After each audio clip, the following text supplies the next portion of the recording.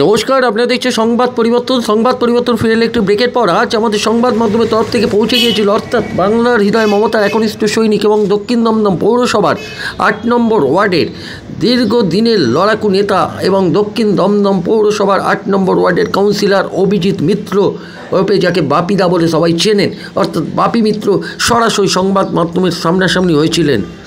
বাংলার হৃদয় মমতার একনিষ্ঠ সৈনিক অভিষেক বন্দ্যোপাধ্যায় থেকে আরম্ভ করে দমদমের বিধায়ক অর্থাৎ ব্রাত্য বসু অভিভাবক হিসেবে যেভাবে নির্দেশ দেন বাপি মিত্র, সেই একই রকমভাবে কাজ করে আসেন।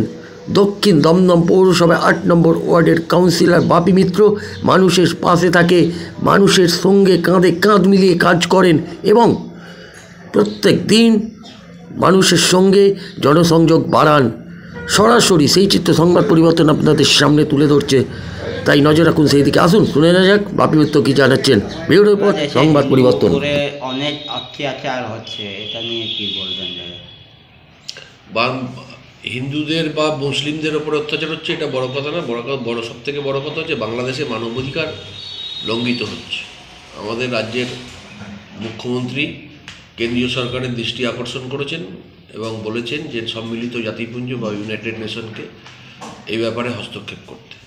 একদম সঠিক, আমরা মনে করি এটা সঠিক কথাই উনি বলেছেন, যে বাইরের পর্যবেক্ষক এসে দেখুক অন্যান্য রাষ্ট্রের যে বাংলাদেশে কী ঘটনা ঘটছে এবং এর একটা যথাবিহিত মীমাংসা দরকার এবং অবিলম্বে ওখানে শান্তি ফিরে আসুক, এটা আমরা চাই।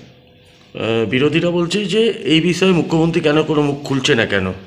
মুখ্যমন্ত্রী যা বলার, মুখ্যমন্ত্রীর তো ব্যাপার না, এটা বিদেশমন্ত্রীর বলা কথা। রাষ্ট্রের যিনি বিদেশমন্ত্রী জয়শঙ্কর, তিনি এখনো স্টেটমেন্ট দেননি।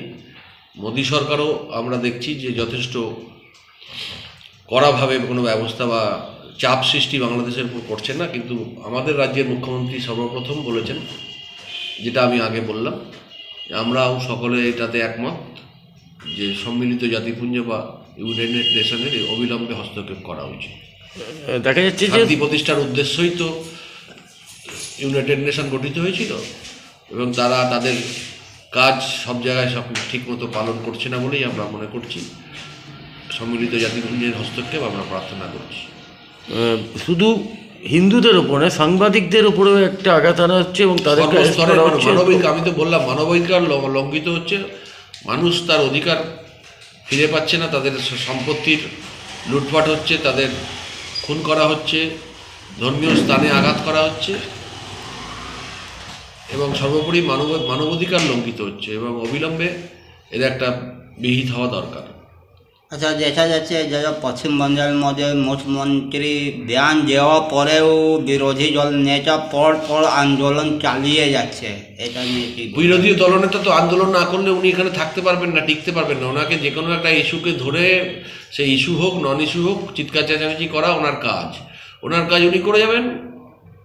রাজ্যের মানুষের সাথে মমতা ব্যানার্জি আছেন, উন্নয়নমূলক কাজ করছেন, মানুষের হৃদয়ে আছেন। আপনারা 6টা উপনির্বাচনে দেখলেন, বিধানসভার বিপুলভাবে জয়লাভ করলেন।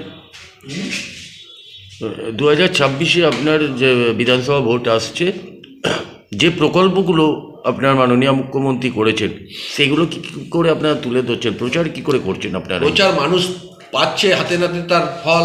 প্রচার করার তো দরকার নেই। এই তো মুখ্যমন্ত্রী ঘোষণা করেছেন লক্ষ্মীর ভাণ্ডার আরও 5.5 লক্ষ মানুষকে দেবেন পশ্চিমবঙ্গে। পুজোর আগে ঘোষণা করেছিলেন বৃদ্ধ ভাতা, বয়স্ক ভাতা, বিধবা ভাতা, এইসব আরও 50,000 মানুষ পশ্চিমবঙ্গের পাবেন। এই সমস্ত যারা পিছিয়ে পড়া মানুষ, আর্থিকভাবে যারা তাদেরকে আর্থিকভাবে সরকার ডিরেক্টলি সহযোগিতা করছে, তাদের অ্যাকাউন্টে টাকা ঢুকছে এবং তারা সরকারের পাশে আছে। আচ্ছা দাদা, আজকে আসামে দেখা যাচ্ছে ওইখানে মুখ্যমন্ত্রী গরু মাংস পুরো ব্যান করে দিয়েছেন, যত রেস্টুরেন্ট আছে, হোটেল আছে, সব জায়গায়।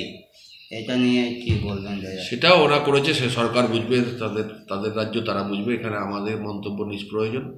আমাদের এখানে সমস্ত যে ধর্ম যার যার, খাবার যার যার ইচ্ছা, যে যেটা খেতে পারে, এখানে কোনো বাধা নিষেধ নাই পশ্চিমবঙ্গে। সবাই সবার ধর্ম পালন করো, যার যার খাদ্য তারা খাও, এটাতে কোনো বাধা দেওয়ার আমরা বিরোধী। अच्छा, एयरपोर्ट परिसर में मच्छर बढ़ गया है, ऐसा घटना सुनने খরচা में বাড়ছে, এয়ারপোর্ট অথরিটি বুঝবে, আমাদের কি আছে?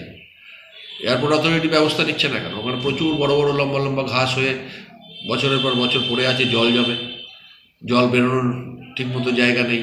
এয়ারপোর্ট অথরিটি এত হাজার হাজার কোটি টাকার এদের লেনদেন, এরা কেন করছে না? ব্যবস্থা নিচ্ছে। এয়ারপোর্ট অথরিটিকে অনুরোধ করবো যে তারা যেন অবিলম্বে এলাকার, তাদের ওখানকার থেকেই তো মশা ছড়াচ্ছে, তারা যেন ব্যবস্থা নেয়। আচ্ছা দাদা, এই বাইপাস আনজায় যা বাইপাস আছে মেট্রো, ওইখানে রাস্তা অত ভালো না, এটা নিয়ে কোনো রাস্তা ব্যাপক সংস্কারের কাজ হচ্ছে আমাদের দমদম রোড, যশোর রোড সহ এই অঞ্চলের প্রচুর রাস্তার কাজ পিডব্লিউডি করছে, ওখানেও করবে সরকার। তো শুরু বর্ষার সময় আপনারা জানেন তো, পিচ যে জলের পিচের শত্রু জল, তো বর্ষার সময় আসলে পিচের রাস্তা একটু খারাপ হবে। এটা তো বরাবর দীর্ঘদিন ধরে চলে আসছে, এমন কোনো টেকনোলজি তো এখনো বেরোয়নি যেখানে পিচ জলকে চুষে নিতে পারবে। বর্ষায় তো জল রাস্তা খারাপ হবে, সেটা সরকার দেখছে, পিডব্লিউডি ডিপার্টমেন্ট দেখছে। অভিষেক বন্দ্যোপাধ্যায় বলেছে যে 2026 বিধানসভা নির্বাচনের আগে সবাইকে একসঙ্গে কাজ করতে। দেখা যাচ্ছে কিছু কিছু জায়গায় আপনার গোষ্ঠী দ্বন্দ্ব হচ্ছে, তো তৃণমূল কংগ্রেসের সৈনিক হিসেবে আপনারা কিভাবে আপনারা সেইটা প্রতিরোধ করার চেষ্টা করছেন? গোষ্ঠীদ্বন্দ্ব নাই, দমদমে ব্রাত্য বসুর নেতৃত্বে আমরা সবাই এক কাট্টা একজোট হয়ে কাজ করছি। একটা বাড়িতে বাবা মা ছেলে মেয়ে শ্বশুর শাশুড়ি থাকলে খটাখটি লাগে, এখানেও সেটা আছে, সেটা ব্যতিক্রম না।